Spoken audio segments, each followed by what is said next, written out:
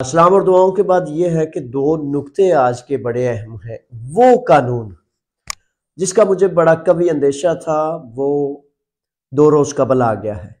यानी कि कौन सा कानून? 2-3 खास सवाल हैं जिनका आपने सैकड़ों ने हजारों ने पूछा, तो मैंने अभी अभी जो है वो ऑफिस क्लोज करके तो मैंने कहा आपकी खिदमत में पेश हो जाऊं। अच्छा, सवाल ये था, कानून ये आ गया है, एकिकलियो से कहते हैं वजारती जो हुक्म या कोई कानून की जुज या नया कोई जुज आ जाए तो उसे वजारती तरतीब में कानून का हिस्सा बनाया जाता है। बात थोड़ी सी फिक्रमंदी की है, तो इसलिए ठहर के कर रहा हूं कि कानून 9 तारीख को तकरीबन ये कानून का नया एक जुज हुकूमत यूनान ने, वजारत इमिग्रेशन यूनान ने वजाहत कर दी। वो क्या है कि जिन नौजवानों ने वो खास वेवसियां जिनका नाम इंसानी हमदर्दी या कुछ भी रखा हुआ था, उनके बारे में बड़ा फिक्रमंदी वाला मामला, ये जुज आर्डर वजारती हुक्मनामा एकिकलियो आ गया है कि वो पेपर्स जमा नहीं करा सकेंगे। देखे बच्चों, मैं कितनी दुहाई डाल के, कितना गुजारिशें करके, बड़ी तफसील से, और मैं यकीन करें कि दर्जनों नहीं सैकड़ों दफा कहा था कि रुक जाओ, ठहर जाओ, ना मतलब है लेना ये वेव्योसियां। बहरहाल अब मामला ये है कि अगर आपके पास वो वेव्योसी है, 2 नुक्ते हैं, 2 रास्ते हैं। अगर फॉर एग्जांपल रास्ता नंबर 1 है कि कानून ने कहा है कि वो अफराद अब 3 साल वाले या कोई भी पेपर्स नहीं ले सकते, एप्लीकेशन जमा नहीं करा सकते। अब इसमें रास्ता क्या है?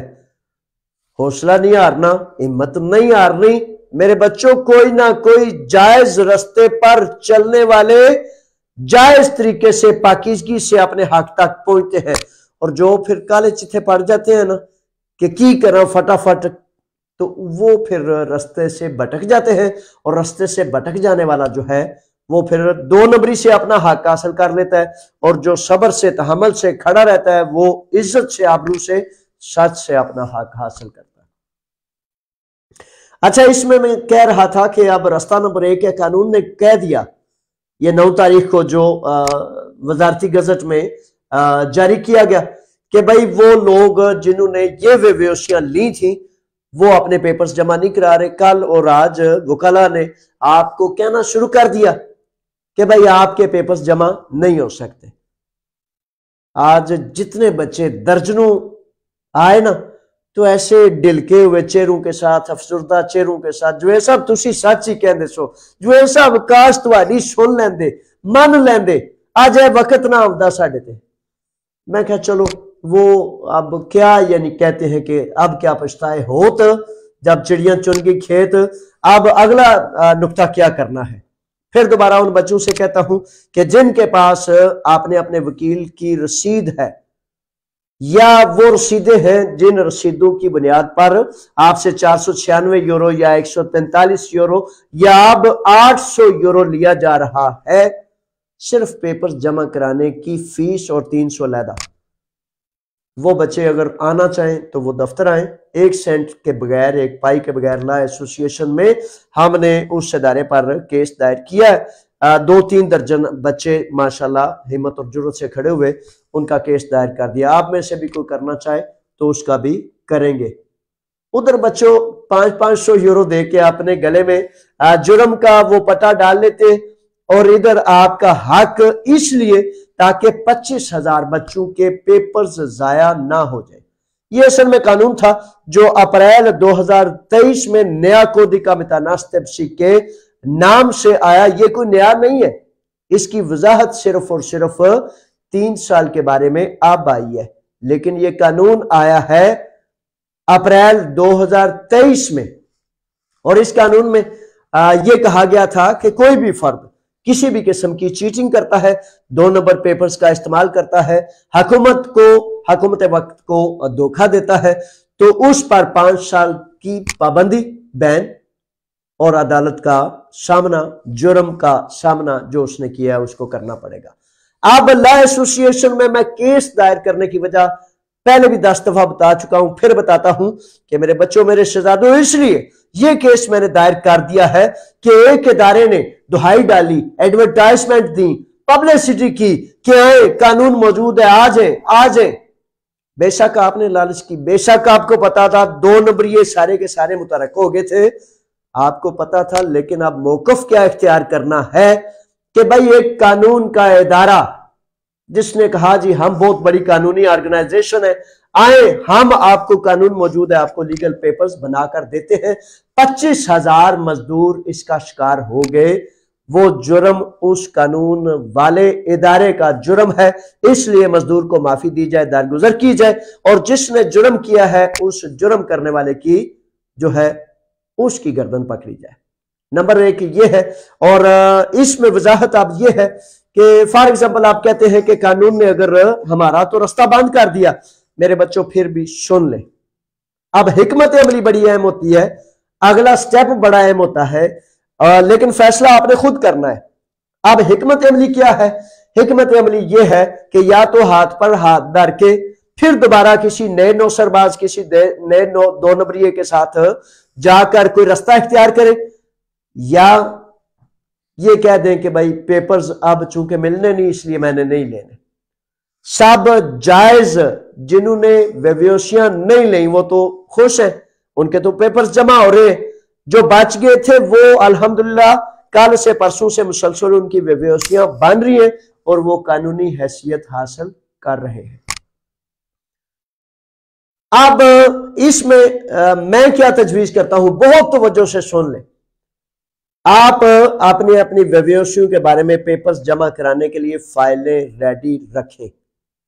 फैसला आपके जहन में यह होना चाहिए कि भाई 300 यूरो पारावोला है, 300-400 यूरो या जितने भी पैसे वकील ले लेता है फीस, वो पैसे आपके रिस्क पर होंगे।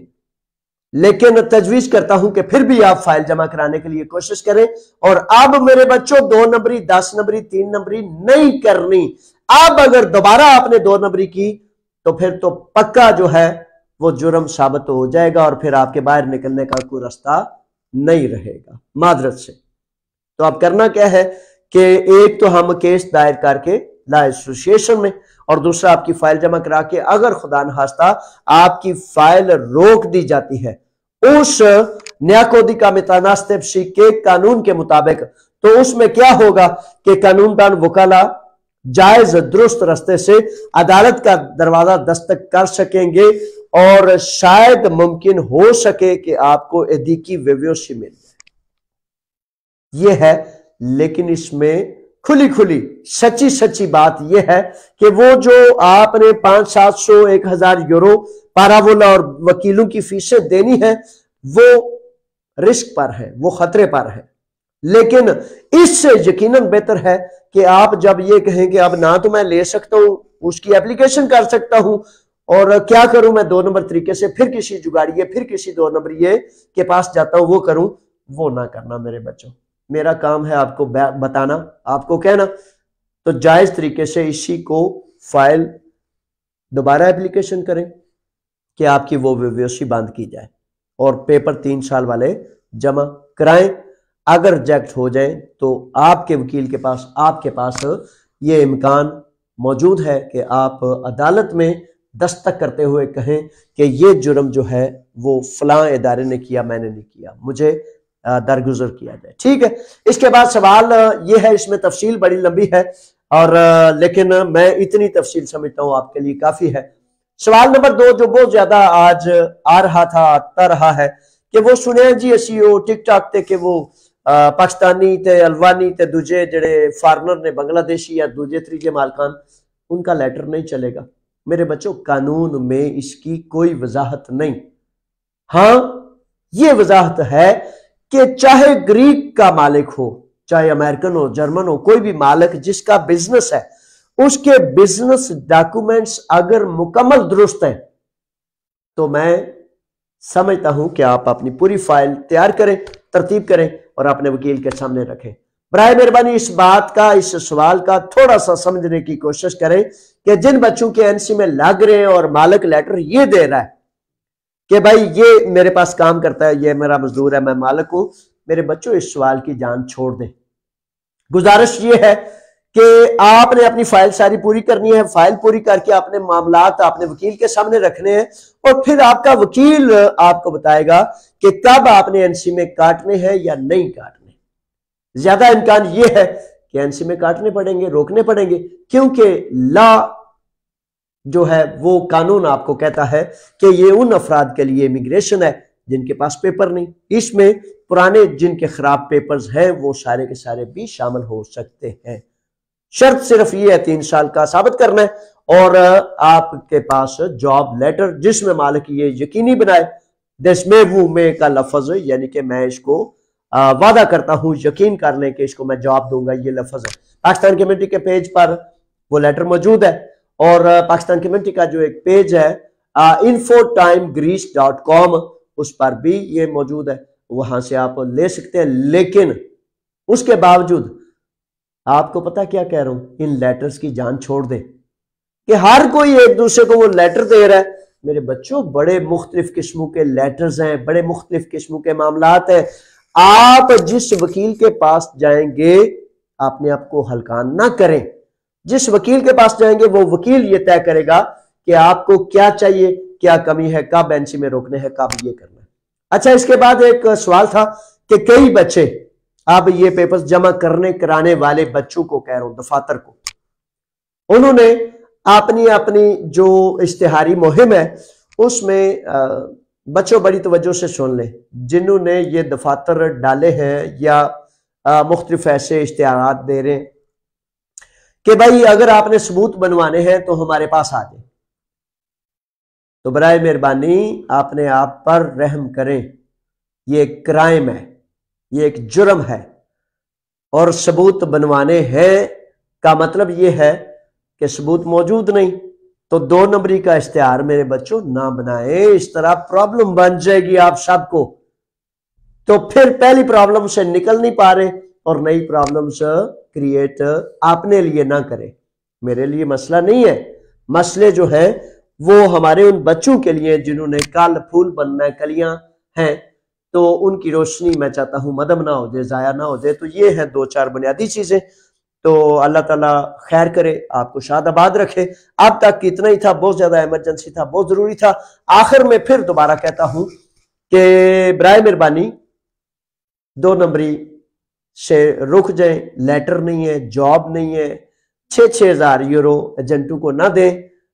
दुरुस्त और जायज तरीके से अपनी फाइल लें और अपने वकील के सामने रखें। जिन नौजवानों के पास जॉब लेटर्स नहीं है ना, उनका दुरुस्त तरीका हाल ये है कि मैंने मुख्तलिफ फर्मों से, कंपनियों से जो है 1-2 डायलॉग किए और बेहतरीन तनख्वाह पर अगले हफ्ते हम कोशिश करेंगे कि अल्लाह ने चाहा तो 100, 200, 300, 500 अफराद, 1000 फर्द की जो है वो गुंजाइश है। बेहतरीन तनख्वाह पर इसका मैं 1-2 दिन में इश्तिहार कर दूंगा। तो जॉब लेटर भी लेंगे, बेहतरीन काम भी लेंगे, किसी को पैसे देने की जरूरत नहीं। उसके बावजूद अगर आपके पास बहुत ज्यादा है तो फिर आपकी मर्जी है। अल्लाह की अमान में यही ज्यादा अहम था। अल्लाह हाफिज, फी अमान अल्लाह, अस्सलाम वालेकुम।